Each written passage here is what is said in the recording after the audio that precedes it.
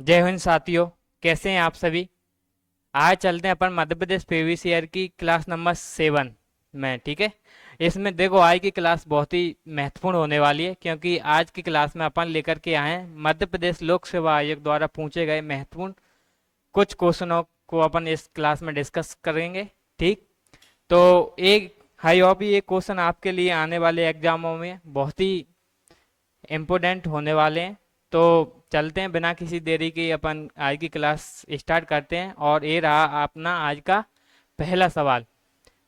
पहला प्रश्न है, मध्य प्रदेश में दक्षिण पश्चिम मानसून काल में वर्षा मानसून की किस शाखा से होती है। ठीक, दक्षिण पश्चिम मानसून में किस शाखा से मानसून होता है। ठीक है, बारिश होती है मध्य प्रदेश में।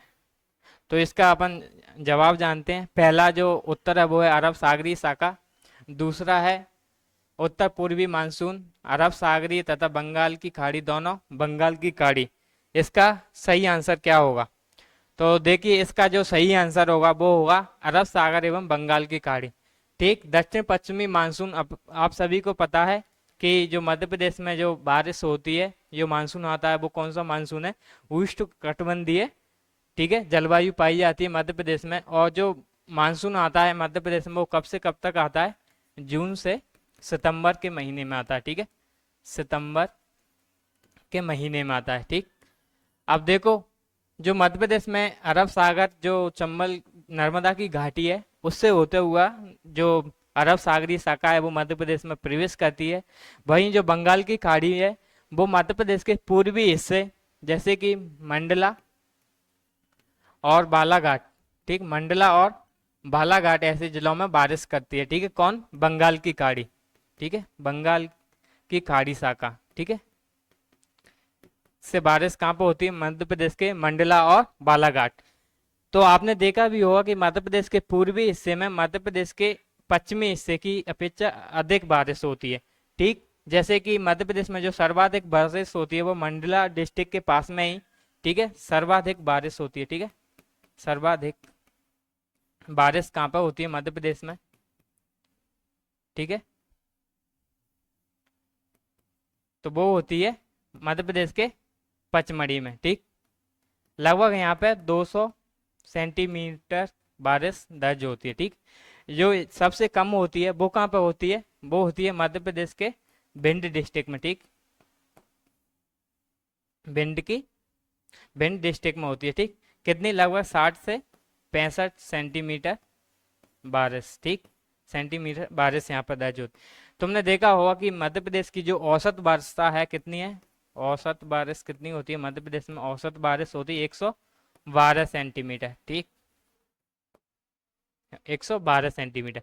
ठीक, तो मध्य प्रदेश में जो पश्चिमी मानसून, दक्षिण पश्चिमी मानसून आती है तब बारिश किस शाखा से होती है, तो अरब सागर और बंगाल की खाड़ी दोनों ही शाखाओं से बारिश होती है। चलते हैं अगले प्रश्न की ओर। इसका जवाब आपको मिल गया होगा। और अगला प्रश्न है, महादेव की श्रेणी निम्नलिखित में से किस श्रेणी का हिस्सा है। विंध्याचल श्रेणी का है, सतपुड़ा का है, बिजावर श्रेणी या पन्ना श्रेणी। देखिए, जो सतपुड़ा श्रेणी का ये क्या है, हिस्सा है, सतपुड़ा रेंज का हिस्सा है क्या, महादेव श्रेणी। महादेव श्रेणी का जो विस्तार है वो सिवनी, ठीक है, मध्य प्रदेश के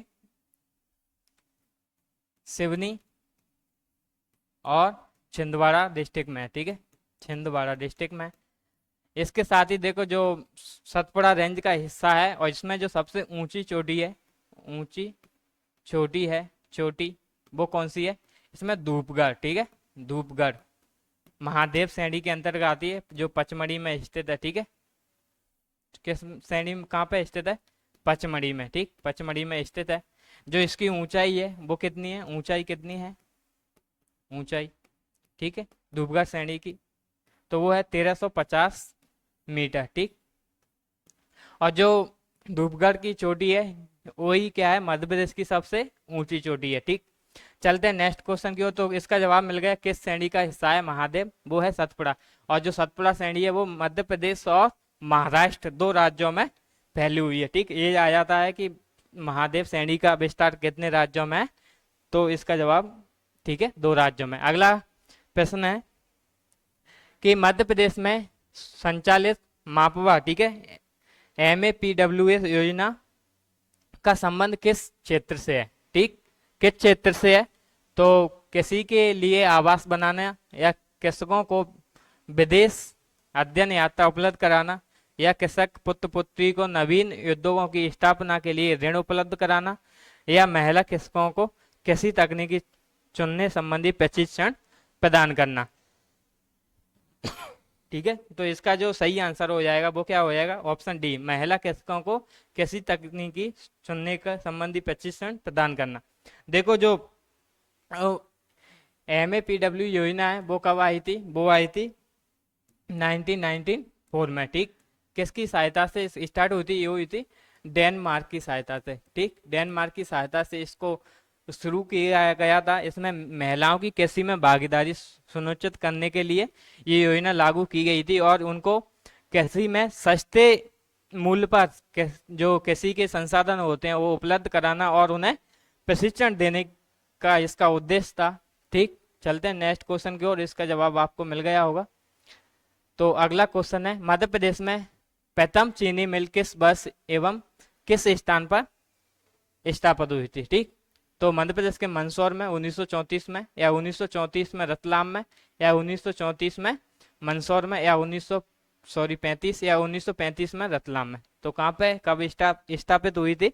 तो इसका जो सही आंसर हो जाएगा वो आएगा ऑप्शन बी, जो मध्य प्रदेश के जावरा में, ठीक है, रतलाम के जावरा में, जावरा, ठीक है, रतलाम में कब 1934 में ये चीनी मिल की स्थापना हुई थी, जो सबसे पुरानी चीनी मिल है, ठीक। जो मध्य प्रदेश की सबसे बड़ी है, सबसे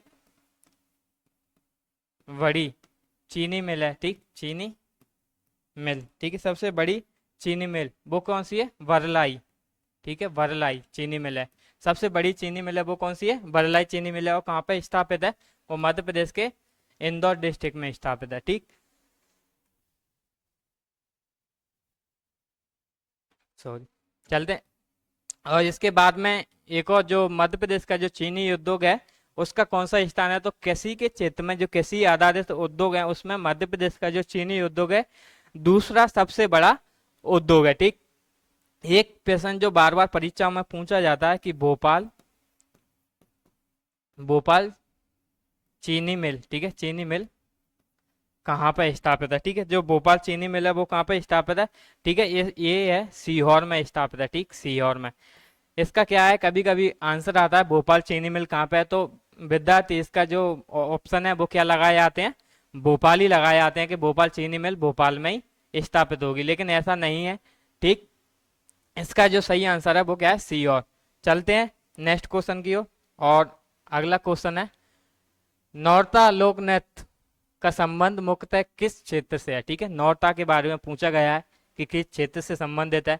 तो नौरता के बारे में अपन समझते हैं कि नौरता क्या है। तो नौरता एक कुमारी कन्या द्वारा किया जाने वाला नृत्य है जो सामान्य से बुंदेलखंड खंड के एरिया में होता है, ठीक है, बुंदेलखंड में होता है।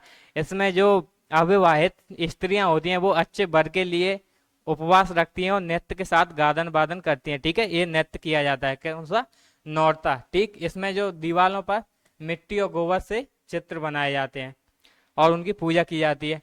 देखो बुंदेलखंड में और नृत्य, बुंदेलखंड का नृत्य एक राई नृत्य है जो मध्य प्रदेश का राई के नृत्य भी है, ठीक है। और यहाँ पे एक वदाई, ठीक है, वदाई नृत्य भी किया जाता है, ठीक है। मध्य प्रदेश के बुंदेलखंड एरिया में शुभ अवसर पर या शादियों के अवसर में क्या होता है? विवाह के अवसर पर बधाई नृत्य और बधाई गीत गाए जाते हैं, ठीक। तो इसका जो ऑप्शन सही आंसर हो जाएगा वो क्या हो जाएगा? बुंदेलखंड में कौन सा? नौरता लोक नृत्य किया जाता है, ठीक। अगला क्वेश्चन है, ध्रुपद गायिका असगरी बाई का जन्म कहाँ हुआ था, ठीक।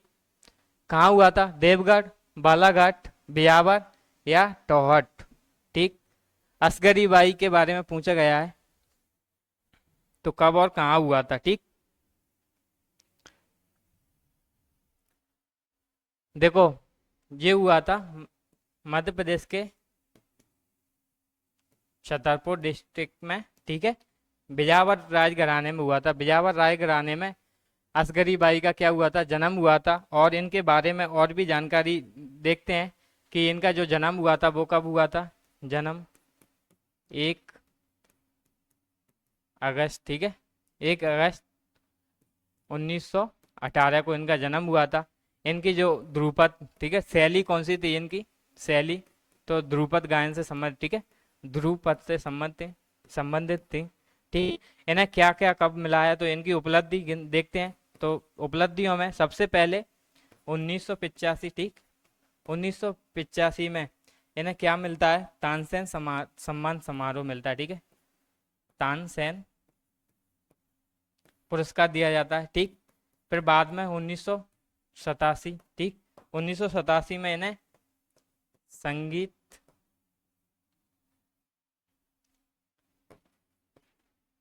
ठीक है, संगीत शास्त्रीय अकेडमी पुरस्कार मिलता है, ठीक है, अकेडमी पुरस्कार दिया जाता है। ठीक, फिर नंबर 3 पे इन्हें क्या मिलता है, 1919 में, 1990 में इन्हें पद्मश्री, ठीक है, पद्म श्री से सम्मानित किया जाता है। ठीक, तो इनको याद रखना, ध्रुपद गायिका असगरी बाई के बारे में बार बार पूछा जाता है।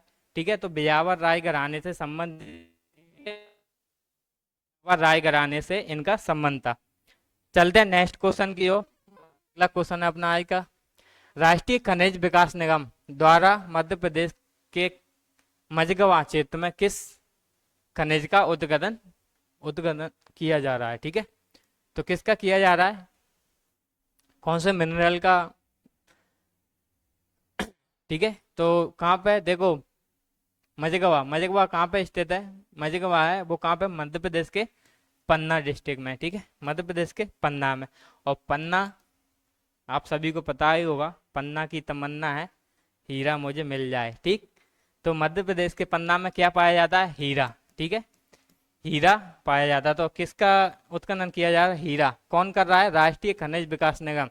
ठीक है, मध्य प्रदेश के राष्ट्रीय खनिज विकास निगम इसकी स्टाफ इसका क्या कर रहा है, उत्खनन कर रहा है। कहाँ पे, मध्य प्रदेश के पन्ना में। ठीक है, जो पन्ना में जो मझगांव में जो हीरा मिलता है वो कैसा मिलता है, 24 कैरेट का हीरा तो मिलता है, ये साथ में हरे कलर का हीरा मिलता है। ठीक है, और चलते हैं नेक्स्ट क्वेश्चन की ओर। अब इसका जवाब है हीरा। ठीक है, मध्य प्रदेश के किस जिले में नागा जी का मेला आयोजित होता है। ठीक है, नागा जी का मेला किस जिले में आयोजित होता है, बहुत ही अच्छा सवाल है। खरगोन, दतिया, मुरैना या सुजालपुर। देखो, जो नागा जी का मेला लगता है वो लगभग नवंबर के महीने में। ठीक है, नवंबर के महीने में लगता है। और कहाँ पर लगता है, मध्य प्रदेश के मुरैना डिस्ट्रिक्ट में लगता है।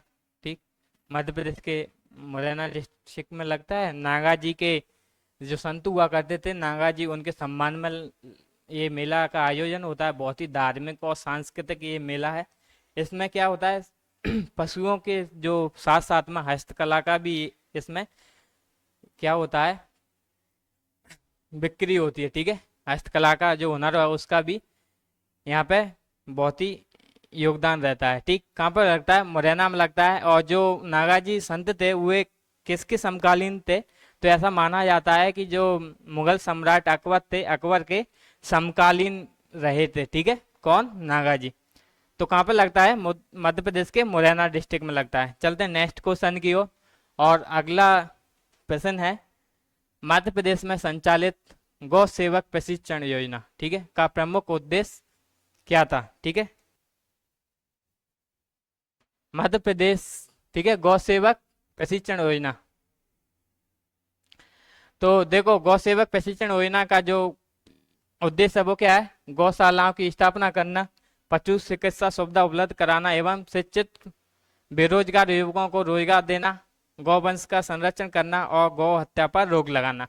ठीक है, तो देखो, जो योजना आई थी गौ सेवक प्रशिक्षण योजना, जो कब आई थी, 2001 में ये योजना आई थी। इसका जो मेन उद्देश्य था वो था, जो गांव में दूर दराज के क्षेत्र में जो शिक्षित युवा हैं, जो बेरोजगार हैं, जो खुद का रोजगार देख रहे हैं, उनके लिए क्या, रोजगार उपलब्ध कराना। ठीक है, रोजगार देना। और जो पशु सुविधा, जो दूर दराज के क्षेत्रों में, ग्रामीण इलाकों में जो पशुओं के लिए सुविधाएं उपलब्ध नहीं होती, चिकित्सक सुविधाएं उपलब्ध कराना, इसका क्या था, प्रमुख उद्देश्य था। ठीक, तो इसका जो सही आंसर वो क्या है, बी। ठीक है, इसका प्रमुख उद्देश्य क्या था, जो गांव के युवा हैं जिनका मतलब इंटर पास कर चुके हैं और जो स्वयं का रोजगार ढूंढ रहे हैं, उनको प्रशिक्षण दे करके उन्हें पशु सुविधा उपलब्ध कराना। ठीक है, और प्रशिक्षण देना। ठीक है, इसका जो आंसर है वो क्या है, बी ऑप्शन।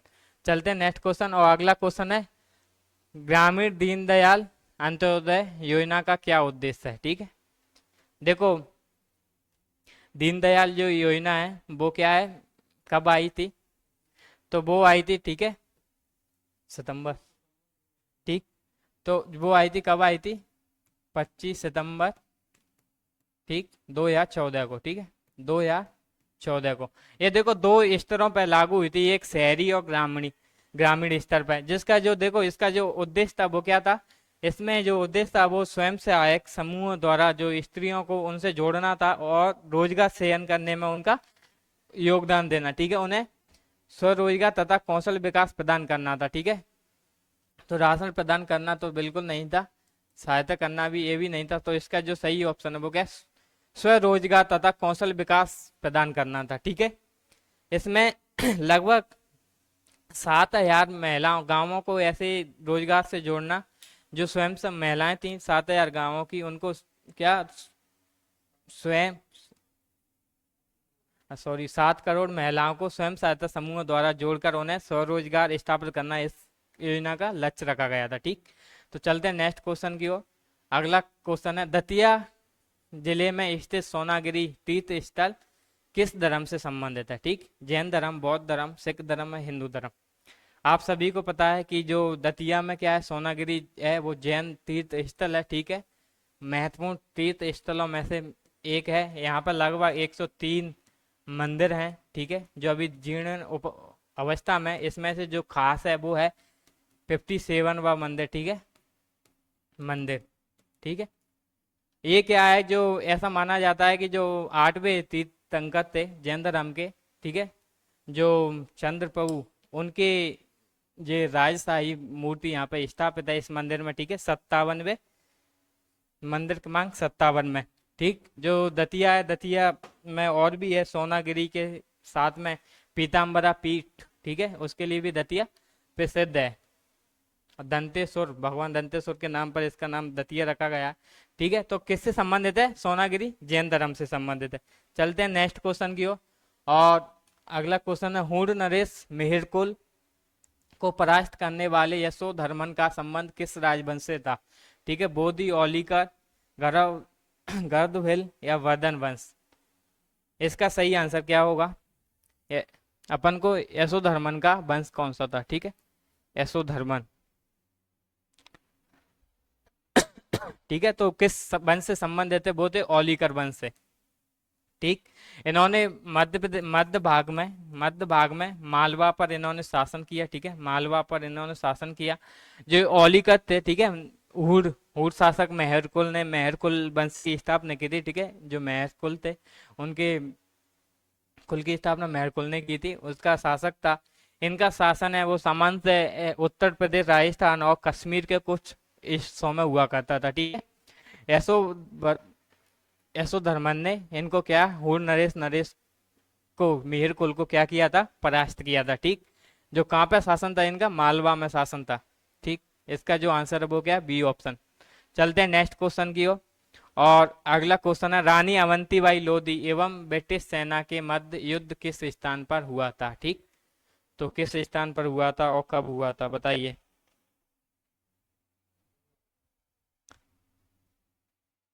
ठीक, तो इसका जवाब दीजिए, किस स्थान पर हुआ था और कहाँ पर कब हुआ था।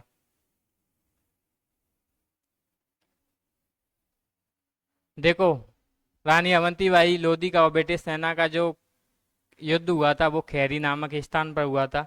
लेकिन क्या है, ये निर्णायक युद्ध नहीं था, ये हुआ था 23 नवंबर, ठीक है, 1857 को हुआ था। ठीक है, 23 नवंबर 1857 को हुआ था। लेकिन क्या है, इसमें अंग्रेजी सेना को रानी अवंतीबाई ने परास्त कर दिया था। ये मंडला डिस्ट्रिक्ट के पास में एक जगह पड़ती है, ठीक है, खेरी। ठीक है, खेरी पे ये हुआ था।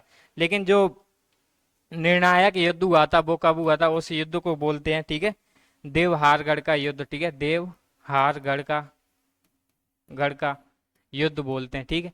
ये कब हुआ था? ये हुआ था 20 मार्च, ठीक है, 20 मार्च 1858 को, ठीक है।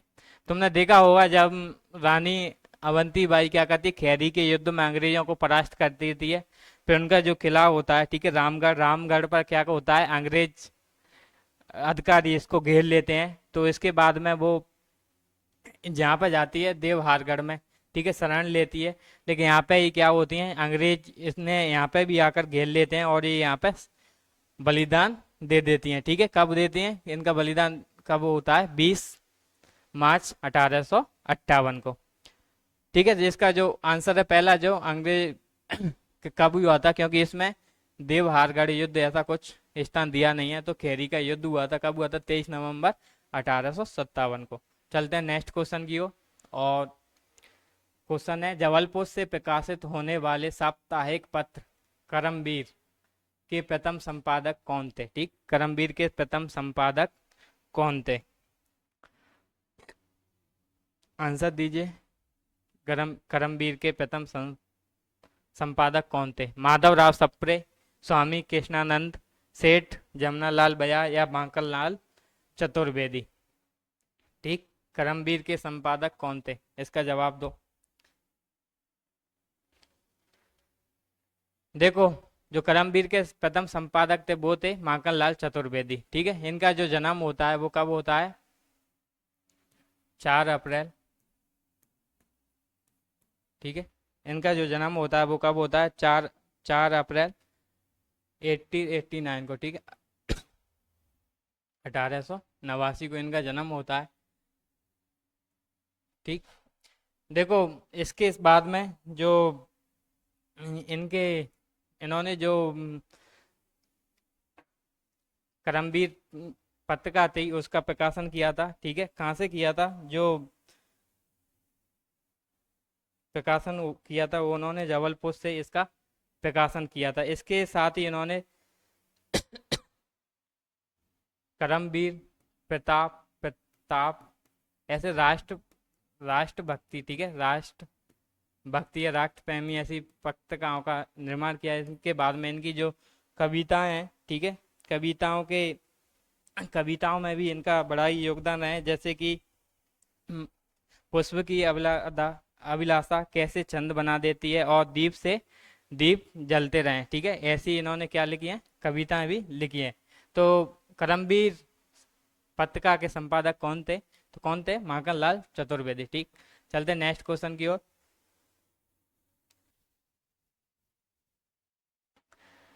जो अगला क्वेश्चन है वो है, नवसाहा सांख्य चरित किस परमार शासक के जीवन पर आधारित पुस्तक है? ठीक है, आप सभी को पता है जो परमार वंश की स्थापना वो किसने की थी? उपेंद्र या कृष्ण राय ने की थी, ठीक। इसमें एक शासक हुए थे सिंधुराज, राजा भोज भी हुए थे, लेकिन उनसे पहले हुए थे सिंधु राय, ठीक। सिंधु राय थे, इनके ऊपर ये कविता लिखी गई है, ठीक है। ये लिखी है, ये किसने लिखी है? पद्म गुप्त ने, ठीक। जो लिखी है सही, जो इन्होंने नवसाहस सरित लिखी है वो किसने लिखी है? पद्म गुप्त ने, ठीक है। इनका जो दरबारी था उन्होंने लिखी है। सिंधु राज के ऊपर है, इनकी जो उपाधि दी गई थी उनको कहा नव साह सकित, ठीक है, इन्हें उपाधि दी गई थी, ठीक। तो नव साहस सकित जो किस परमार शासक के जीवन पर आधारित है वो है सिंधु राय के ऊपर, ठीक है।